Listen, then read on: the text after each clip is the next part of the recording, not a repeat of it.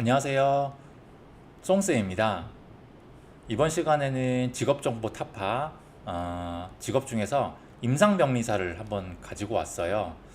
여러분들 이제 임상병리사에 대해서 들어본 친구도 있고, 그렇지 않은 친구도 있을 거예요. 그래서 이 직업이 상당히 의미가 있고, 또 미래에 되게 선망되고, 여러분들이 좋아할 만한 직업이라고 제가 생각이 돼서 가져왔거든요. 한번 잘 보시고 여러분들의 어떤 진로에 참고하셨으면 좋겠습니다. 자, 제가 이제 임상병리사를 선택한 이유는 뭐냐면은 이거는 이 임상병리사 하면 뒤에서 설명하겠지만은 의료 분야에서 일하는 의료인이에요. 그래서 병원에서 일하고 주로 병원에서 일하는데 의료 분야에 대한 전망이 좋습니다. 그러니까 우리가 이제 미래로 갈수록 더 노령화되고 그렇죠? 노령화 된다는 말은 뭐냐면은 나이 든 사람이 훨씬 많아져요. 젊은 사람보다 나이 든 사람이 훨씬 많아지기 때문에 이 사람들을 케어할 의료시설이 있어야 되는데 그 의료시설에서 일하는 의료인이기 때문에 전망이 당연히 좋겠죠. 그렇죠? 그 다음에 의료 분야는 의료인들 보면 의사부터 시작해서 뭐 간호사, 뭐 방사선사, 여기만 제가 설명드린 임상병리사 뭐 등등등 되게 많아요. 병원에 가보면 의사 간호사만 있는 게 아닙니다. 그래서 근데 이런 의료 분야에서 일하는 사람들이 뭐 봉급이나 급여를 둘째치고 일이 되게 힘들어요. 아픈 사람들을 상대하다 보니까. 그런데 이런 힘든 의료 분야에서 워라밸을 찾을 수 있는 직업 중에 하나예요. 어떻게 워라밸을 찾지? 한번 보세요. 여러분들 되게 혹할 수 있습니다.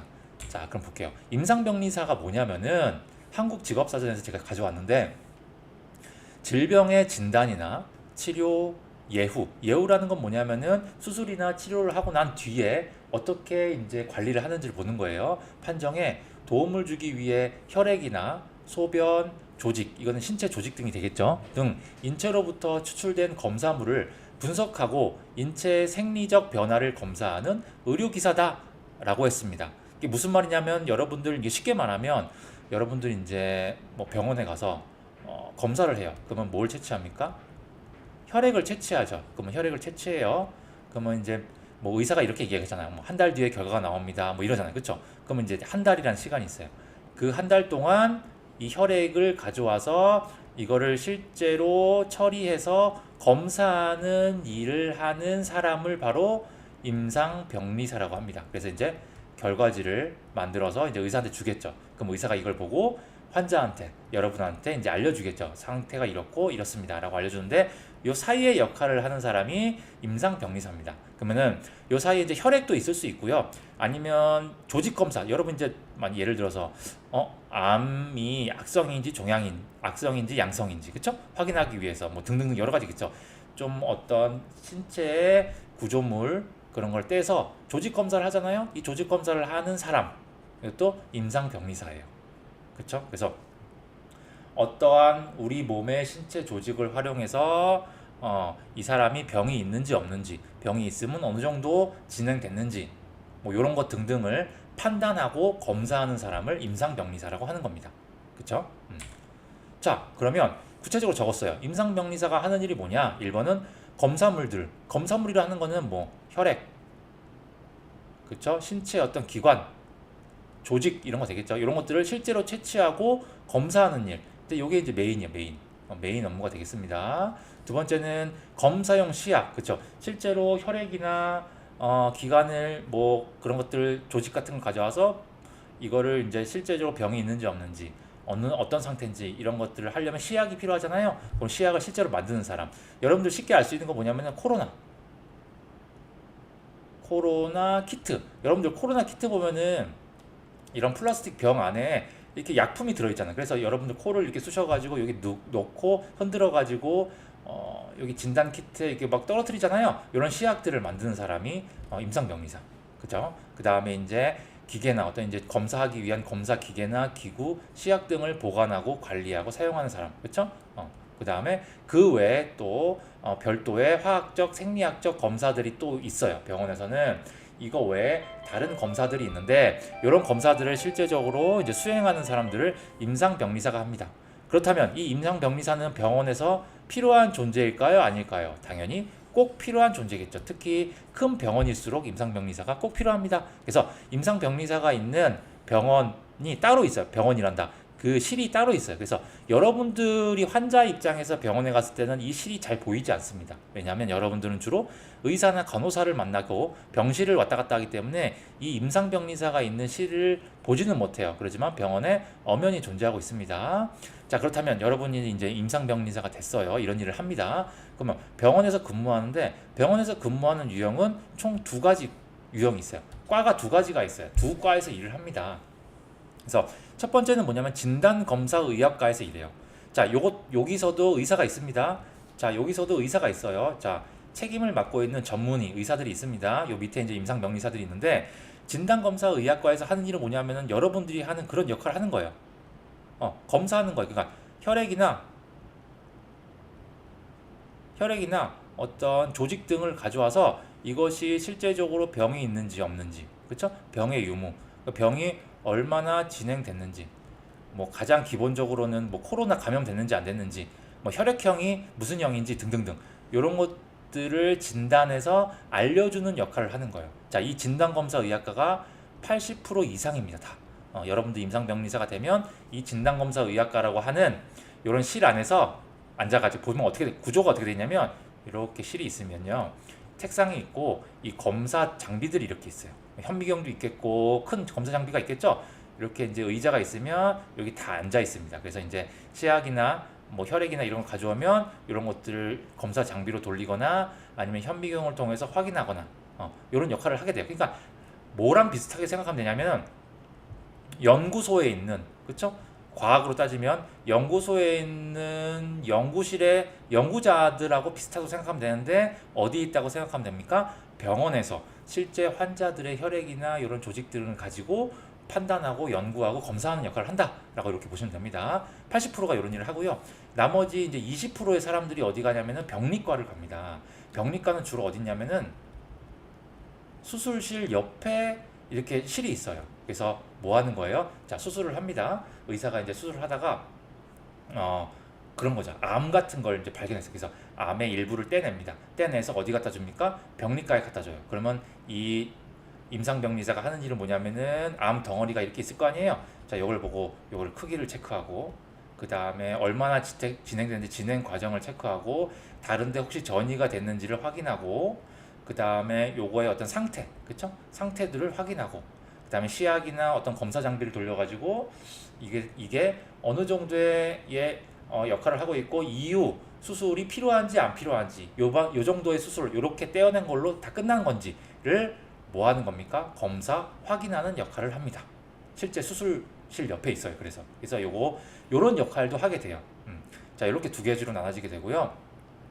실제적으로 일의 근무 강도를 따지면 요 진단검사의학과에서 일하는 거는 칼퇴근이 가능한 실제적으로 근무 시간이 정해져 있죠. 그죠? 아침에 출근해서 저녁에 6시나 이렇게 퇴근을 하죠. 그렇죠? 왜냐하면은 검사만 하는 거니까 이렇게 혈액이나 이런 걸 가져와서 그 시간 안에 검사하고 뭐 다음 날에 알려줄 수도 있고요. 그렇죠? 이런 거니까는 워라밸이 가능한 근무 시간이 정해져 있어요. 그런데 이제 병리과는 조금 다른 점은 뭐냐면은 근무 시간은 당연히 정해져 있지만은 수술을 아침에 할 수도 있고 긴급 수술은 밤에 할 수도 있고 막 여러 시간들이 이게 나눠져 있잖아요. 그래서 이제 수술을 할 때마다 다 그런 건 아니지만 대부분 수술할 때마다 이런 조직을 가져와서 조직을 파악하고 검사하기 때문에 조금은 시간이 유동적으로 바뀌어서 이렇게 근무를 한다라고 보시면 됩니다. 자, 이제 임상병리사가 되려면 학과를 가야 되겠죠. 학과는 전문대 3년제와 4년제 모두 있어요. 그런데 커리큘럼 상에서 또 실무에서 3년제나 4년제를 차별하는 건 아닙니다. 둘 다 차별 없이 그냥 다 임상병리사 자격증을 가지고 일을 해요. 근데 이제 차이는 뭐냐면 주로 이제 전문대 졸업 후에 내가 학문적으로 좀 더 이론적으로 공부하고 싶다, 아니면 대학에 남아서 교수가 되고 싶다, 연구자가 되고 싶다, 이런 사람들은 전문대 졸업 후에 4년제도 편입 가능하고요. 아예 4년제 대학에 들어가서 이렇게 졸업하고 난 다음에 어디 가겠어요? 당연히 대학원에 가겠죠. 요런 거지. 실무에 있어서 실제로 일하는 데에서는 큰 차이가 없다는 점 여러분들 기억하시고, 제가 실제적으로 수업 내용을 가져왔어요. 이거 3년제 수업이에요. 보시면 우리 이제 의대나 간호대랑 비슷해요. 생리학, 생물학, 뭐 조직학, 면역학, 이거 다 의대 가면 의료 관련된 과를 가면 배우는 것들이에요. 그쵸? 그래서 혈액, 세포, 미생물, 뭐 화학 실험 같은 거, 실습 이런 거 있고요. 조직 검사하는 거 있죠. 그쵸? 그 다음에 여기 보시면 생리학, 바이러스학, 검사학, 병리학, 우리 병리과 간다고 했죠. 그 다음에 법규, 뭐 실험들, 주로 이제 실험들이 많아요. 검사나 실험. 그러니까 우리 임상병리사 수업들은 검사와 실험 과목들이 많습니다. 실제적으로 이런 역할을 하기 때문에. 그 다음에 이제 이건 4년제 수업이에요. 자, 여기 전공을 보시면 뭐 해부학, 실험들 보세요. 다 실험들이죠. 실험들. 그 다음에 실습. 그 다음에 여기 보시면 좀 3년제랑 다른 점은 유전학, 정보학, 분석학, 검사학, 공학, 학 이런 학들이 많아요. 이 학이라는 거는 이론적인 내용을 전문적으로 배우는 거잖아요. 이런 내용이 플러스 알파로 있다라고 보시면 됩니다. 그렇죠? 자, 우리 임상병리사는 의사, 간호사랑 똑같이 면허증을 발급받습니다. 면허증이라는 건 뭐다? 평생 가지고 있는 거예요. 그렇죠? 그래서 한국보건의료인 국가시험원, 국시원이라 그래요. 국시원에서 실시하는 시험에 합격하면 면허증을 받습니다. 그래서 시험 과목들을 제가 적어왔어요. 이런 과목들이 있고요. 자, 요런 건 요까지는 필기. 그다음에 요거는 실기 따로 봐서 60점 이상 되면 무조건 다 합격시켜주는 면허고요. 이 보시면 요런 것들 자, 볼 거고 그 다음에 합격률은 95% 이상 다 합격합니다. 이거는 의사나 간호사도 마찬가지예요. 주로 이제 의료인 관련된 면허증은 대부분 합격을 합니다. 대신 공부를 열심히 한다는 조건 하에 대부분 다 열심히 해서 이 정도 합격을 하는 거예요. 왜? 절대평가니까. 그쵸? 60점 이상만 하는 절대평가니까 이렇습니다. 자, 임상병리사의 진로입니다. 첫 번째는 가장 크게는 50% 이상, 반 이상이 대학병원 갑니다. 왜냐하면 대학병원에서 각종 수술도 많이 하고 검사를 많이 하기 때문에 대학병원. 그 다음에 일반 병원과 의원에 가는 경우 극소수 있어요. 좀 이게 의원 병원이라고 해도 좀 큰 병원이겠죠. 그쵸? 이런 검사를 할 수 있어야 되니까. 그 다음에 검사 기관이 있어요. 그러니까 이런 것들을 검사만 대행으로 하는 전문적인 검사 기관들이 있습니다. 그래서 이제 이런 의원들에서 여러분들 그런 거예요. 이런 의원들에서 혈액 채취를 해요. 그러면은 의원에서 바로 결과를 알 수 없어요. 왜? 이 혈액을 검사할 수 있는 기술이나 대상자가 없기 때문에. 그래서 이런 혈액을 어디에 보냅니까? 이런 검사 기관에 보냅니다. 그러면 이 검사 기관에서 검사를 해서 이 의원한테 다시 결과지를 통보해줘요. 그러니까 이런 검사를 할 수 있는 기관들이 있어요. 몇 개. 여기 취직하기도 합니다. 그 다음에 의료 관련 연구소에 가요. 그러니까 임상병리사가 어떻게 보면은 연구자라고 비슷하게 생각합니다. 혈액이나 그 다음에 조직들을 검사하지만 그것들 실제적으로 어떤지 연구를 하기 때문에 대학원까지 진학을 하게 되면 의료 관련 연구소, 제약회사나 각종 의료 관련 기업들 있죠. 거기 들어가서 일을 하기도 합니다.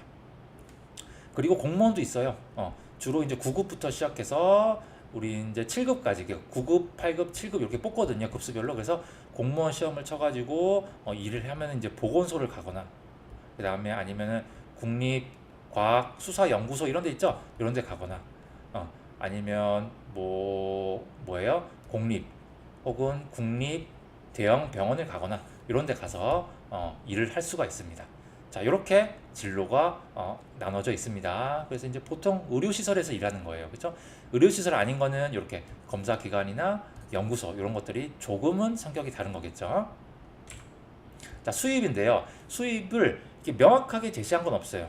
공무원이 아니기 때문에. 그래서 수입도 일단은 천차만별. 그렇죠? 그리고 대형 병원이냐 의원이냐에 따라서도 천차만별. 그 다음에 일반 제약회사의 대기업이냐 아니면 중소기업이냐에 따라서도 천차만별. 그렇지만 대체적으로 봤을 때 이 정도가 된다라는 거예요. 초봉으로 보면은 대형 병원으로 가면은 5, 6천 정도. 자, 준종합병원, 개인병원으로 올수록 3천만 원. 그러니까 3천만 원 선에서 6천만 원 선까지다 라고 보시면 돼요. 이 정도는 6천만 원이면 어느 정도예요? 일반적으로 우리가 알고 있는 대기업 초봉하고 비슷해요. 그러니까는 처우가 그렇게 나쁘지 않다 라고 보시면 됩니다. 자, 전망을 볼게요. 앞서 제가 설명드렸듯이 고령화되고 돈이 많은 사람, 가난한 사람 양극화 사회로 돌입되면서 의료 수요가 증가해요. 그래서 당연히 임상병리사, 의료인인 임상병리사에 대한 수요가 증가합니다. 두 번째, 남들이 잘 모르는 분야예요. 의사, 간호사는 잘 알지만 그렇지만 항상 필요한 분야입니다. 요게 이제 제가 누차 설명하지만 틈새 전략이에요. 앞서 제가 변리사 뭐 이런 것도 얘기했지만 틈새 전략이라는 거 꼭 알려두시고, 면허가 있는 분야면 면허증이 있어요. 그래서 면허가 없는 사람은 이 일을 하고 싶어도 할 수가 없어요. 그렇기 때문에 뭐 돼 있다. 공급이 한정돼 있는 거예요. 누구나 할 수 있는 거 아닙니다. 학원에서 배울 수도 없는 거예요. 공급 한정. 그러니까 전문직이라고 전문직.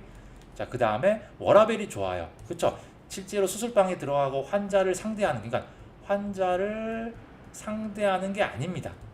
그래서 스트레스 받을 일 없어요. 그러니까 이렇게 실 안에서 검사만 하고 알려주는 거기 때문에 워라밸이 너무나도 좋고요. 그 다음에 정시 칼퇴근도 가능하고요. 그렇죠? 일반 회사원과 비슷한데 뭐 한다? 병원에서 일하는 거예요. 그리고 전문직이고요. 그렇죠? 자, 이렇게 알면 여러분들 임상병리사에 대한 호기심이 좀 생기겠죠. 그렇죠? 자, 여러분들 생각하세요. 병원에는 다양한 직군의 사람들이 일하고 있어요. 그래서 우리가 알고 있는 의사 혹은 간호사만 생각하는 게 아니라 그 외에 임상병리사, 방사선사, 물리치료사, 작업치료사 등등등 여러 가지가 있기 때문에 이 직군에 대한 관심을 가지고 또 틈새 전략으로 노리면 여러분들도 의료인이 될 수 있다는 것을 알 수 있습니다. 자, 이렇게 해서 임상병리사 직업타파 마치도록 하겠습니다.